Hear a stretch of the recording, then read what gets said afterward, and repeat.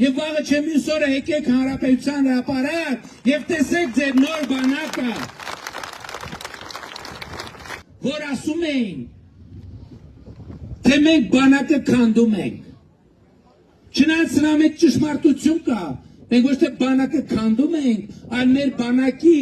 ավերակները մի կողմ ենք դնում, որ դրա տեղը կառուցենք նոր բանակ։ Հայաստանի զինված ուժերում տասնամյակներով առկա զինատեսակները որպես հենց նոր ձեռք բերված ներկայացնելը։ Հայկական շատ վաղուց արդեն արտադրվող ԱԹՍ-ները իբր հենց նոր Նիկոլի ձեռքով արտադրված ցուցադրելը։ Պաշտպանության համար անպիտան ինքնաթիռները իբր խիստ անհրաժեշտություն ցուցադրելը։ Եվ այս ամենը Նիկոլի սելֆի ու իշխանազավթման երկարաձգումն ապահովելու համար։ Բայց այս ամենն էլ մի կողմ։ Հայ զինվորին չկրակելու հրաման տվածը,